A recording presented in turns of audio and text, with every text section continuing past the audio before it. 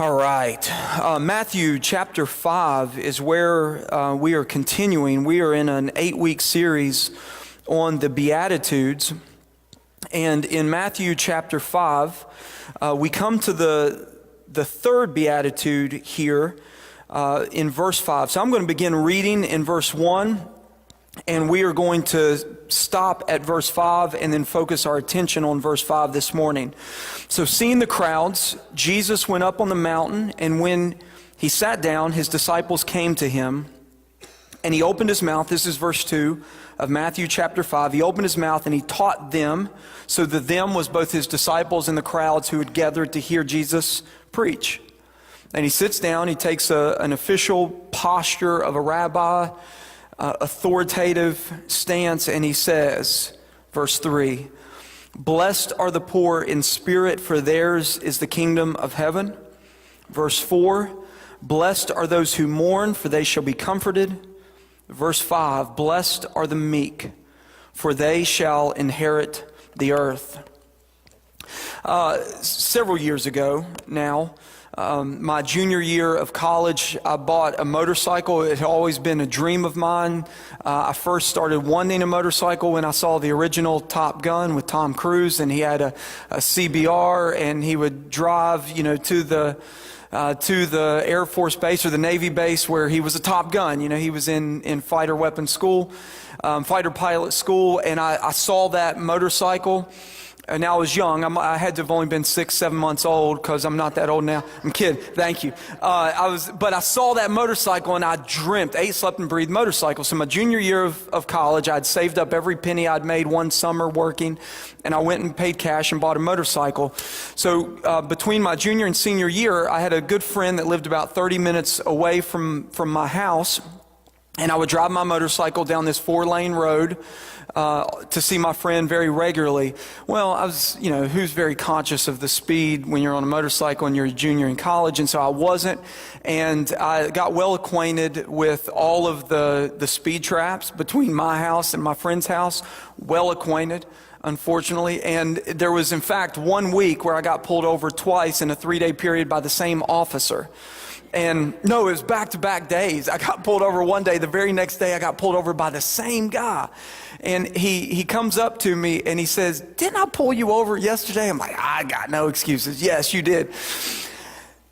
So when you see, even now, right, because I know you all do, I see the Facebook post saying, "Hey, be advisors, a police officer sitting on Ferry's Mill." You all do that now. I see that. When you come upon a police officer and you see him in your line of sight, what initially happens to you? Well, even if you're doing the speed limit, right? Even if you're 5 miles under the speed limit, your initial reaction is to start thinking, "Oh no, what am I doing wrong? Am I speeding?" You have all of that internal, and it's almost like you don't feel safe until you're past and you're checking your rear view and you're making sure they don't pull out. Right? Even though you might think that you're doing nothing wrong under the sun, you still don't feel comfortable till you're long past and and you're checking the rear view to make sure that, whoop, whoop, nobody's coming up behind you with the blue lights on. So we're talking about meekness this morning. And I want to focus on the biggest thing for us this morning is to walk away with an understanding about what it is and why it's important.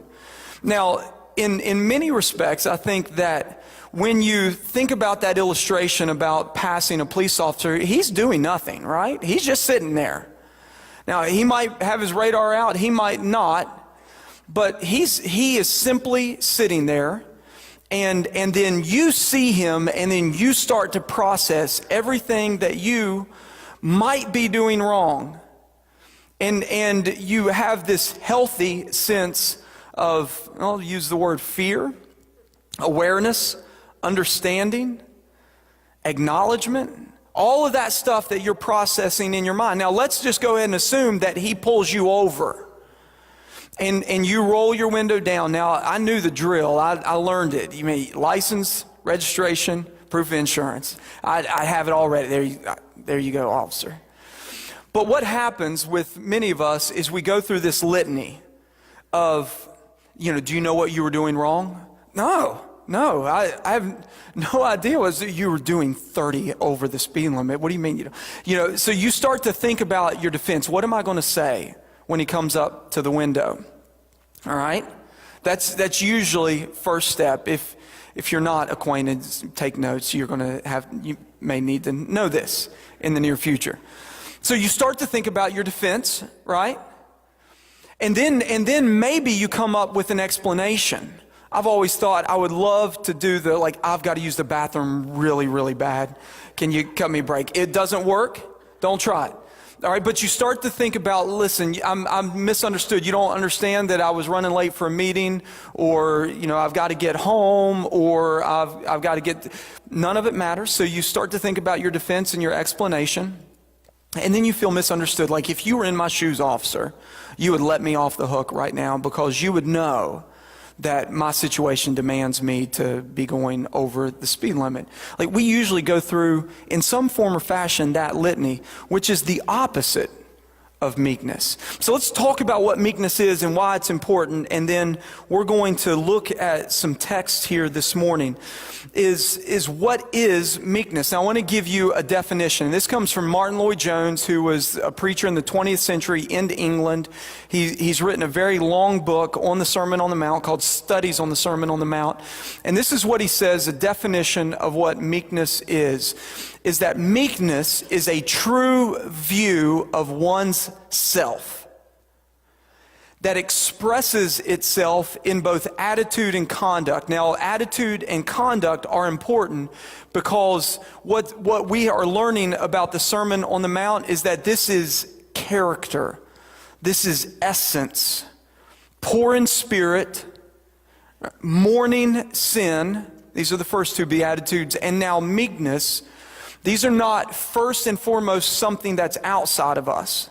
It's first and foremost something that's inside of us, but it expresses itself in conduct. So it's attitude and conduct with respect to others.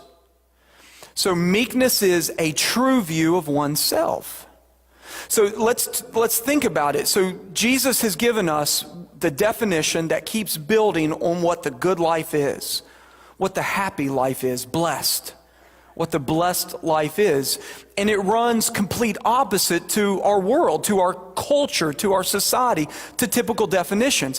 What's the good life? It begins with poverty of spirit. This is verse 3. Blessed, happy, the good life is those who are poor in spirit. And being poor in spirit means the curtain of your life has been pulled back, and you realize truly, and maybe for the first time, that I have nothing good to offer God, by which he should accept me. Paul, who wrote 2/3 of the New Testament, who Jesus showed up after his own resurrection and appeared to Paul when he saved him. We would all love to have that kind of story, right? Walking down the road, there's Jesus. And that happened to Paul.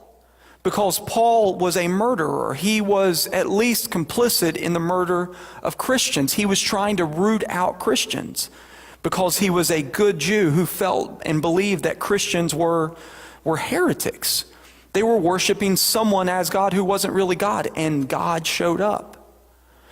And so God commissioned him, he called him, he used him to write 2/3 of our New Testament.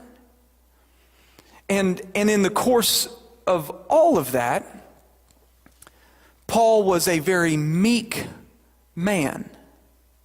And in Romans chapter 7, so let's think about this, the author of 2/3 of your New Testament, who Jesus appeared to, in Romans 7, he says, there is nothing good in me. That's poverty of spirit. That's the beginning of the good life, is that I've got nothing, there is nothing good in me. And that's the beginning. Blessed are those who are poor in spirit, for theirs is the kingdom. That's the door. That's the entrance. And then when you realize that, and this is how these Beatitudes, these blessednesses grow one upon each other, build one upon each other, is that when you realize that there's nothing good in me, then you mourn that. So last week we talked about mourning. Mourning, there are other forms of mourning other than spiritual. There's a worldly kind of mourning that that misses something that you had and lost. And everybody, whether you're Christian or not, experiences that. And then there's a kind of pining after type of mourning where not just do you miss something that you had and lost, but there's something you've never had and you want desperately, and you mourn. But godly mourning, spiritual mourning, the blessed kind of mourning is not the loss of something or the never getting something. It's, I'm not what I'm supposed to be. So I've got nothing good to offer God, and I mourn that. I'm not what I ought to be. So this is where our definition of meekness now comes in, because meekness is a true view of oneself. You cannot be meek apart from being poor in spirit and mourning your sin. It's impossible. You can't jump from verse 3 and 4 to 5. You can't get over them. You have to go through them. Blessed are the poor in spirit. Blessed are those who mourn. Blessed now are the meek. Because I'm truly starting to see myself the way God sees me. But then meekness, go back to that definition, if we can pull that back up. Meekness moves from this true view of myself before God, and it starts to turn out. So we're talking now about what meekness is. It starts then to, and this is where we start to see our turn in the Beatitudes, because it's now starting to look around. So I have a true view of myself this way, and now I, with attitude and conduct in respect to others, start to examine my meekness. And so why does it matter for us this morning? I'm glad you asked that question. It matters because we are surrounded by a culture of defensiveness. Everywhere you and I turn, including in to look at ourselves, we are met with defensiveness. How many people roll down the window with the officer and say, I am so glad you pulled me over, because you're probably keeping me safe. I could have endangered other people with my excessive speed. I was breaking the law, and I'm guilty, and I deserve this. Thank you, officer. Try that. I've never tried that. Try that. That actually might get you out of the ticket. No, we don't do that. We defend, right? To the nth degree, ourselves. And again, Martin Lloyd-Jones says something profound. When I read it, I'm like, oh gosh. He said, many of us, we are ready to admit what we are before God. Guilty, vile, and helpless we, as one hymn writer says it. We'll admit that to God, but don't you dare call me vile or guilty or helpless. Huh? Do you know who you're talking to? No, you've got more guilt than I do. You're more vile than I am. You're more helpless than me. The meek person, you can't touch them. You can't touch them because they've already agreed with God about who they are.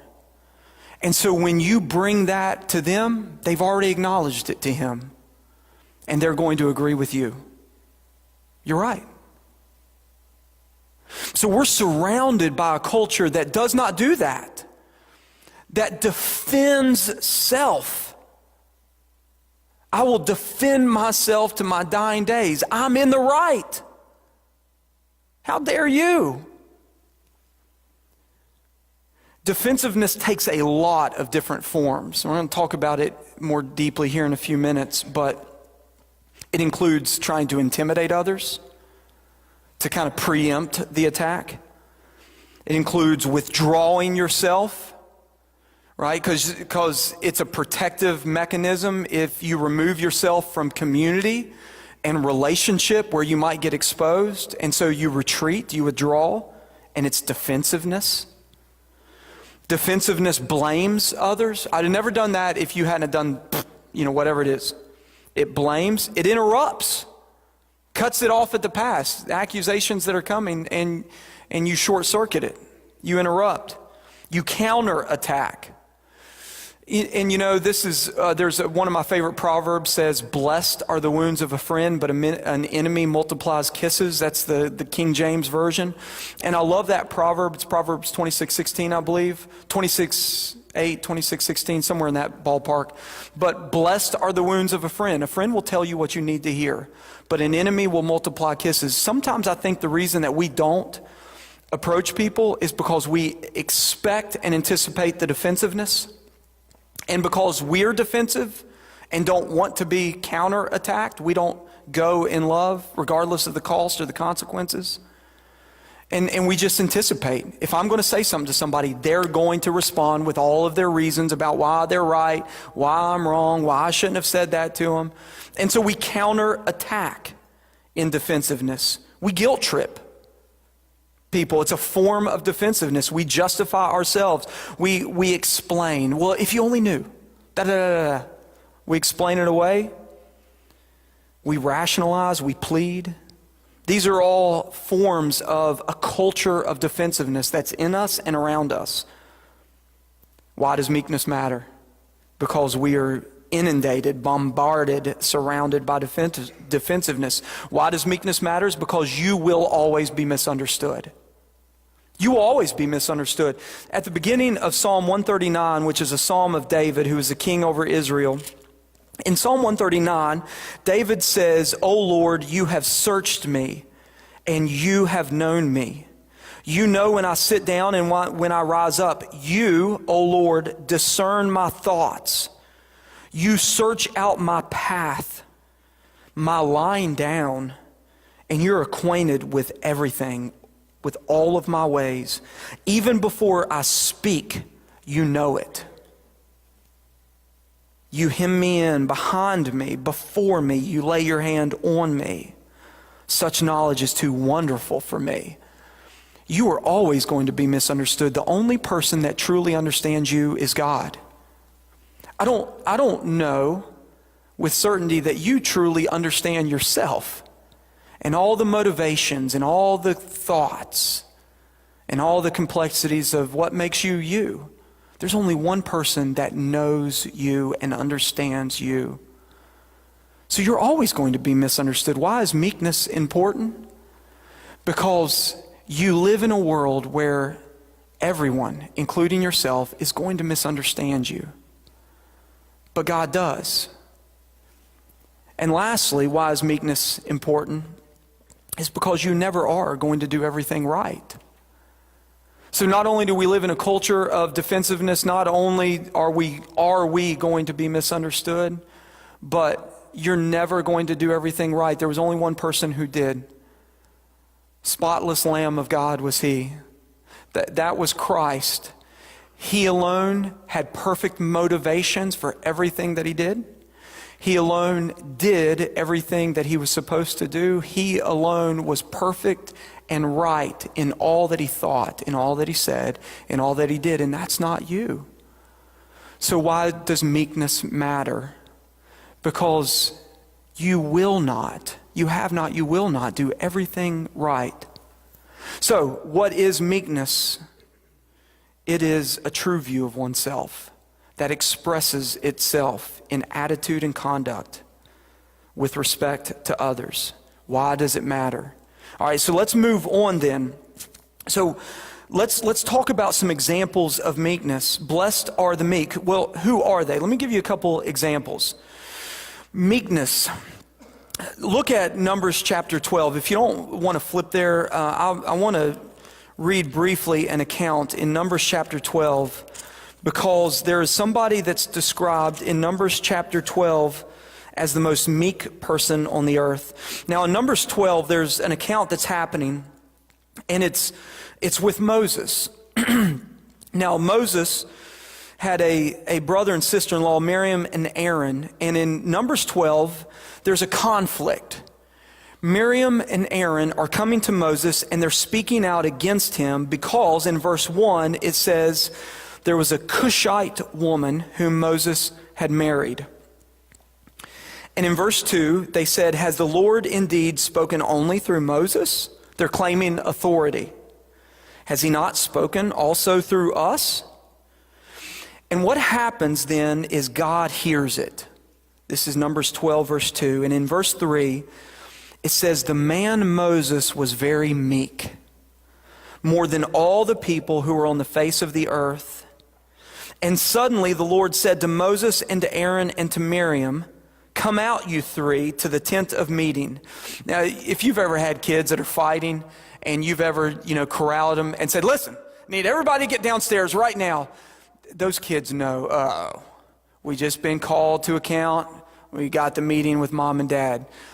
The Lord calls Moses and Miriam and Aaron to come to the tent of meeting. Okay, you three, get over here. Now that's God of the heavens and the earth, and you got to be wondering what in the world's going through their minds. The three of them came out, and the Lord came down in a pillar of cloud, and he stood at the entrance of the tent, and he called Aaron and Miriam, and they came, and he said, hear my words. If there's a prophet among you, I, the Lord, make myself known to him in a vision. I speak with him in a dream. Not so with Moses, my servant. He's faithful in all of my house. This is verse 8. With him I speak mouth to mouth, clearly and not in riddles, and he beholds the form of the Lord. Why then were you not afraid to speak against my servant Moses? And the anger of the Lord was kindled against them, and he departed. Now catch this, verse 10. When the cloud removed from over the tent, behold, Miriam was leprous like snow. And Aaron turned toward Miriam, and behold, she was leprous. And Aaron said to Moses, oh, my Lord, do not punish us because we've done foolishly and we've sinned. Let her not be as one dead, whose flesh is half eaten away when he comes out of his mother's womb. And Moses cried to the Lord, O Lord, please heal her, please. And the Lord said to Moses, if her father had put spit in her face, should she not be shamed 7 days? And the Lord shut outside the camp 7 days. Let her be shut outside. So Miriam was shut outside the camp 7 days until she was brought in again. And after that, the people set out from there and camped in the wilderness of Paran. So it's an interesting story. Here's what's happening. Is Moses married a Cushite woman. Cush were people from Africa. Now, some commentators would say this had nothing to do with race and ethnicity, and I disagree. There are others who would say that the reason that Miriam and Aaron came against Moses is because he had married somebody outside the camp. They were ethnic purists. They wanted to maintain the Hebrew line. And Moses married an African. And because of the color of her skin, they come and they speak out against Moses. And so God calls them all to a meeting. And when God departs after rebuking them, what was the rebuke? It was that Miriam was leprous, that her skin was now diseased. You want to judge about somebody else's skin? Then the punishment is leprous. That was effectively what was happening in this account. And in all of it, it says that Moses was the meekest in all the earth. So what do we notice in this account in Numbers 12 about Moses? He does not try to defend himself. He entrusts himself to God. They speak out against him, and God defends him. He doesn't defend himself. And so this is then an aspect for us of what it means to be meek. Moses was that man, and we learn by Moses' example that meekness is not a defensiveness. Meekness is an entrusting. Meekness, if you want another definition, is strength controlled. Moses, God said, is unlike anybody else. When prophets prophesy, they do so because I've given them a dream or a vision. When Moses speaks, it's because I've spoken to him mouth to mouth. I've met with him face to face. And now you're attacking him. And God justifies Moses. Moses doesn't have to justify himself. I'll give you another example. So in the Old Testament, we see that the man Moses was very meek, more than all the people who are on the face of the earth. Let's look at a New Testament passage. Matthew chapter 11, verse 28 and 29. Matthew 11, 28 and 29, we read this. Now there's the first part of this some of you might be familiar with, but it's the second part I want to focus on. So Jesus speaks in Matthew 11. He says, I'm going to start in verse 27. All things have been handed over to me by my Father, and no one knows the Son except the Father. And no one knows the Father except the Son, and anyone to whom the Son chooses to reveal him. Verse 28, come to me, all who labor and are heavy burdened, and I will give you rest. Take my yoke upon you and learn from me, for I am gentle and lowly in heart, and you will find rest for your souls. Jesus calls himself gentle. Now, I grew up a church kid, and I learned songs. I'm not going to sing one of them to you. I think I started to several weeks ago or months ago, but it's from Galatians chapter 5. The fruit of the Spirit is love, joy, peace, and patience, kindness, goodness, faithfulness, gentleness, and self-control. I told you I did it. There it is. All right, so the fruit of the Spirit is love and joy and peace and patience and gentleness. If you ever memorize that verse or learn the song, it's also meekness. So why the change between gentleness and meekness? It's the same word. It means the same thing. Jesus says, come to me, everybody who's burdened and heavy laden, and I will give you rest, for I am gentle. So Jesus was gentle. We think gentle, and we think meek, and we think soft. We think a patsy. We think somebody who's a doormat, somebody who is timid or a pushover. Weak, meek, gentle. Is that really an attribute that we want to emulate, that we want to follow, that our Savior exemplified for us? And Jesus is beckoning us. He's calling us to himself because he's meek. It's strength under control. It's power channeled in the appropriate place. Meekness and strength are not antonyms. They're not polar opposites of each other. And let me give you an example of this about Jesus. So we hear him describing himself as gentle. Well, there's an account of his arrest right before his torture and his crucifixion. And when he was delivered over to be arrested, you might not know the scene, but what happens is right before he's arrested, there's this party that comes to him. It's an oft, I think, overlooked passage of Scripture. And they're probably most likely a group of several hundred that come down from the Sanhedrin, and it was a collective body of ruling authorities, and they come to arrest Jesus with Roman soldiers. And they inquire of Jesus, are you the man? And he says, I am. And when he says, I am, the Scriptures tell us that they all fell down. Everybody that came to arrest him, to torture him, and to kill him, fell down before him when he simply said, I am. This is why Jesus tells us in John chapter 10, nobody took my life from me, I laid it down.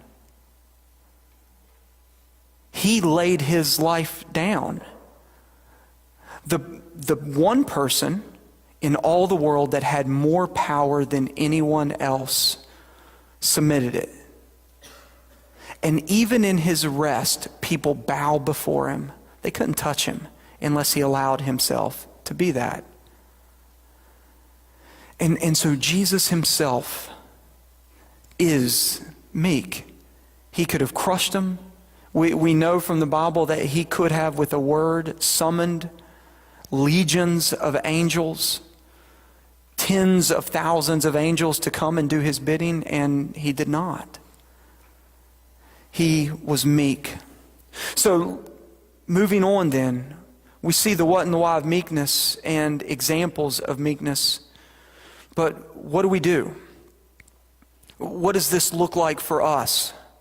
Well, we turn and we face the people around us. Blessed are the meek. The happy life is the meek life. I turn and I face you and I face the people around me, and I know I'm misunderstood. I know I'm not going to do everything or anything perfectly or 100% righteously. I lack full knowledge. I'm not God. I'm not omniscient. Neither are you. I lack full power. There are things outside of my control, and so do you. And on top of that, not just am I deficient, but I'm actually guilty. I do all kinds of things wrong, not just because of a limitation of knowledge, but because I know and do it anyway. And so do you. And so I turn and I face you. You turn and you face other people, and you hear the accusations. And because you've already agreed with God about the fact that you do lack and you act, when those accusations come, you agree. You're not posturing yourself defensively. Nobody can say anything about you that you haven't already acknowledged with God. So you turn and you face other people. James tells us this in James chapter 1, verse 19 and 20. He says, "Know this, my beloved, let every person be quick to hear, slow to speak, slow to anger. For the anger of man does not produce the righteousness of God. Therefore, put away all filthiness and rampant wickedness, and receive with meekness the implanted word, which is able to save your souls." So when I turn to other people, I am quick to listen and slow to speak and slow to get angry. Meekness, receive with meekness the implanted word, because the gospel tells me that I am exposed and I'm covered. I'm exposed because I am guilty, I am wrong, I am deficient. And it covers me because Jesus is everything that I'm not. Jesus knows everything that I am. And he's given me everything that he is. And so the gospel covers me. So I am righteous in him. I don't have to prove anything to you. I can freely confess, "Officer, you're right. I was speeding and I'm sorry. Please forgive me." We learned that last week. Morning over. "Please forgive me." Okay, I accept my ticket. I'm covered. I don't have to prove myself. And when we see that receiving with meekness the implanted word is predicated, it's built upon be quick to listen, slow to speak, slow to anger, it means I'm teachable. If I'm listening, I'm learning. The person that's always talking is never learning, and they're not teachable. And so there's a direct correlation. Okay, so if I'm turning to face up to you, I'm going to listen to you. Billy Graham said it this way. He said, "Make your critics your coaches." Even if they're so wrong and you're so misunderstood, God brought that person across your path. He could have stopped it in a second. He's in control. That person's in front of you. They don't understand you. They're accusing you. They're wrong. You're misunderstood. And I don't have to defend myself. And God, what is it you're trying to teach me here? Are you trying to teach me to learn to be patient? Are you, Lord, trying to teach me to trust them to you? Are you, Lord, trying to teach me that you will justify me, you will defend me, you will be right? I don't have to prove that about myself. And so I listen. And I'm quick to listen, and I'm slow to speak, and I'm slow to anger. These are marks of meekness as we turn to face each other. And then James tells us this again. The word comes back up in James chapter 3. In verse 13, he says this, "Who is wise and understanding among you? By his good conduct," remember, in attitude and in conduct, expressing itself to others. "By his good conduct, let him show his works in the meekness of wisdom." Meekness and wisdom are connected. So meekness is connected to my mouth. Meekness is connected to wisdom, and wisdom is characterized in verse 17. Wisdom is first pure and peaceable. It's gentle. There's the word again. It's open to reason. It's full of mercy and good fruits. It's impartial and sincere. So we see the meekness of wisdom in the fact that we're peaceable, we're gentle, we're reasonable, we're full of mercy and good fruits, we're impartial, and we're sincere. Is that this, as we turn and face each other are the marks of meekness in our life. Are you reasonable? Are you peaceable? Are you controlled? Are you gentle? Are you sincere? So there's two things that meekness runs away from, and the first is defensiveness.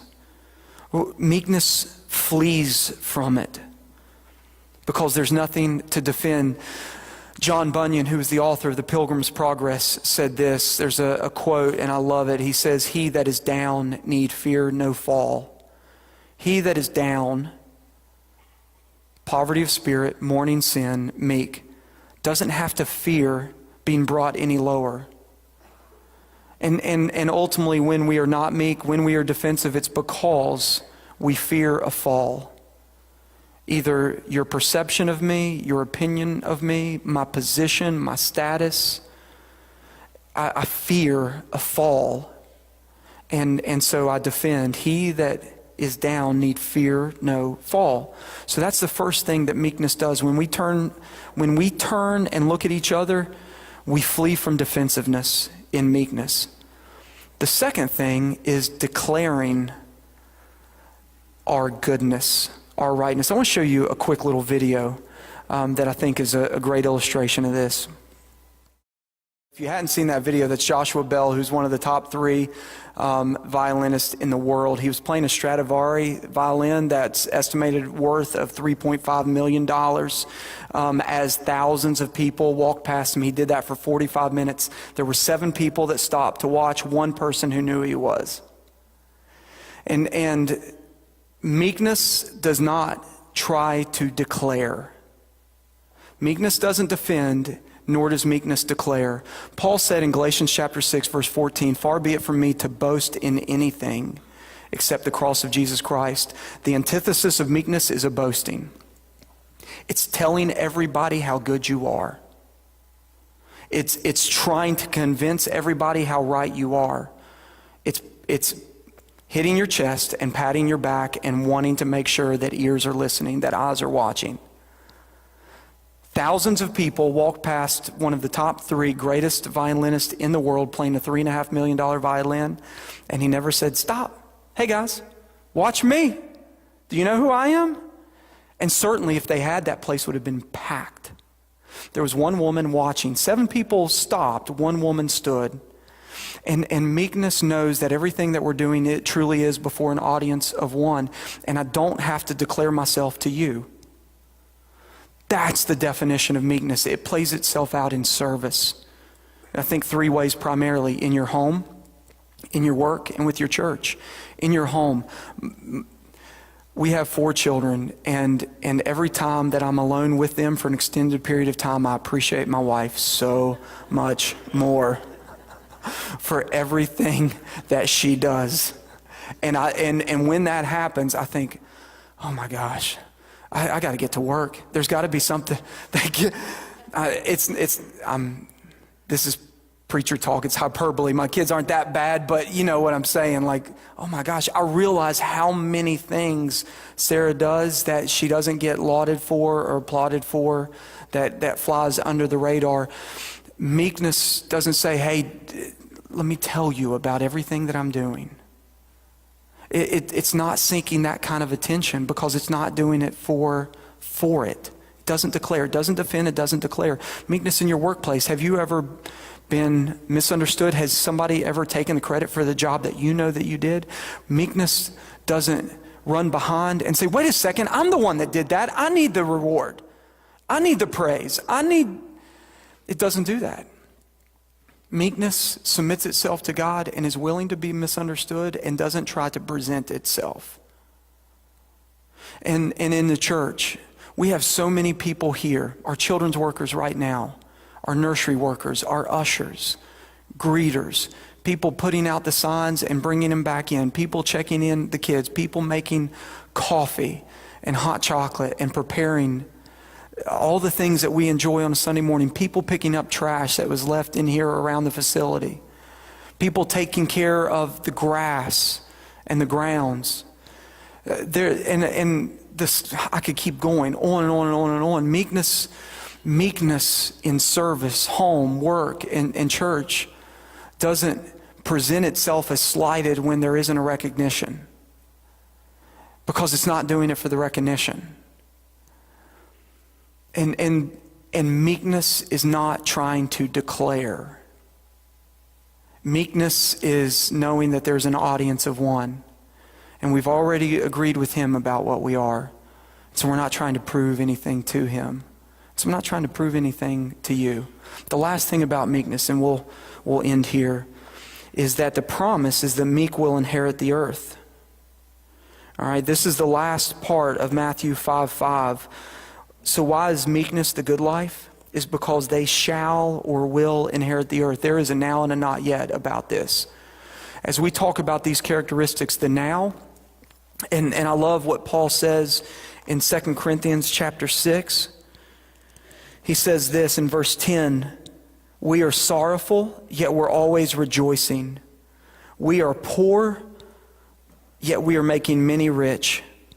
We have nothing, yet we possess everything. The meek will inherit the earth. It's theirs. We talked about that this morning in our time before the worship service, that the promise of the resurrection of the dead means that God will restore all creation. It's not just, I leave this body behind and my soul's with him for eternity. No, there will be a resurrection of the dead. That's why Jesus was raised from the dead as the first fruit of our own resurrection. In harvest terms, in agricultural language, the first fruit is a taste of what's to come. Jesus' resurrection is the precursor to our own resurrection. And if you are in Christ, you will receive a glorified body and you will live in a recreated, restored earth, new heavens and new earth, Isaiah talks about. The earth is yours. It will be yours. It's a guarantee. It's as good as certain and done. The meek will inherit the earth. Paul says we have nothing, yet we have everything. It's a promise. It's a promise. And so it is future in that we await our own resurrection. Paul says this is the hope of the believer in 1 Corinthians 15, not death, but resurrection. And we will inherit the earth. But it's also a now. So if I possess, now this is real-time talk when Paul writes to the Corinthians and he says, we have nothing, yet we have everything. How can that be? How can that be? It's because Christ was his everything. He said all our sufficiency is in Jesus. We're talking about a man who was meek, and in that sense he was free. He was truly a free man. Because if he knew that everything was his, the meek shall inherit the earth. If it was all his, then there was nothing you could take away from him and nothing you could add to him. Because Jesus was his sufficiency, and he knew it was all his.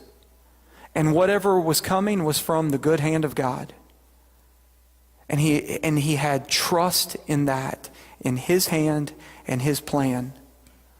As I studied for this, and I want to close here, as I studied this passage for this message this day, I thought, Lord, I am not meek. And I need to be. And really, this is the challenge of the Sermon on the Mount. I pray it's the challenge that you hear each week. Blessed are the poor in spirit. Blessed are those who mourn. Blessed are those who are meek. As we understand that this is the Christian life, there are some of you that think, I've never known an ounce of that.